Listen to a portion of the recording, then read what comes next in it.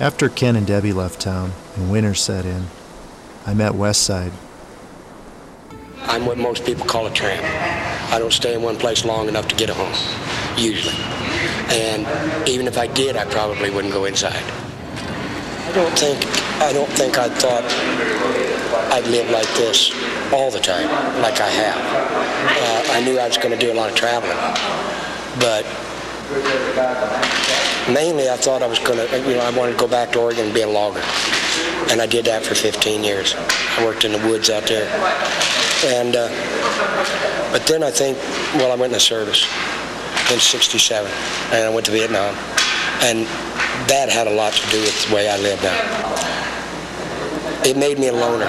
It made me a lot more of a loner than I actually was before I went in. And I was already a loner before I went in, but it made me more so. I mean, when you lose friends or lose somebody just that quick, you learn to put a shield up. I couldn't get close to my wife and kids, not as close as a father and a husband's supposed to be. So, and I think that was more the reason for us splitting up than actually the alcohol was. But she realized that I could never change, so that was the end of that. Yeah. So it was for the best. This is a drop-in center, and we open at 8 o'clock in the morning. We serve breakfast from 8 to 8:30, and then we give showers and coffee and donuts and sandwiches, and they play cards. And I usually run the desk. So are you a volunteer or an employee? I'm a volunteer. Why do you volunteer here? I like to help people, and I like to do, instead of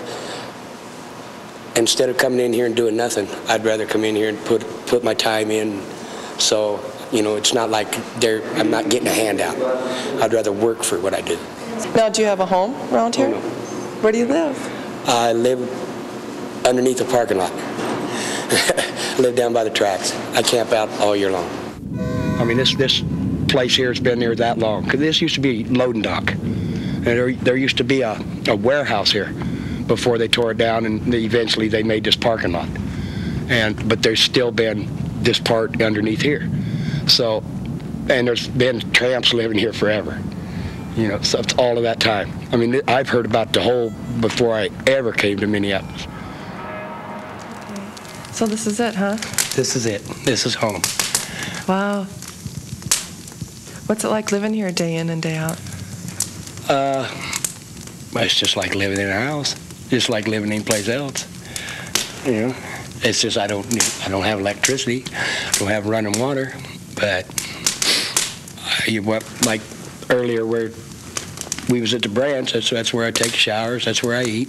And so it's relatively, it's pretty safe down here too.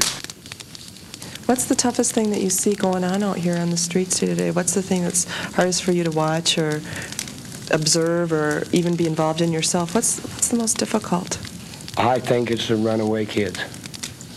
I think it's rough. I used to work in a... And those aren't strictly economic factors. Oh, no, they're just bad homes, maybe abusive parents, or maybe they're too strict. But you were a runaway, weren't you?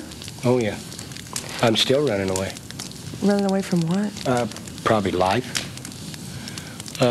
Why else would a guy do this? Why else would I drink every day and pack up every once in a while and take off and go someplace else? 20 years ago, if somebody come up and called me a tramp or a hobo they used to call me a hippie because of my long hair and my earrings. So I used to fight over them words. But now, as old as I am, I'm kind of proud of it, because I'm different. I'm not the same as anybody else, I mean, there's not very many of us left.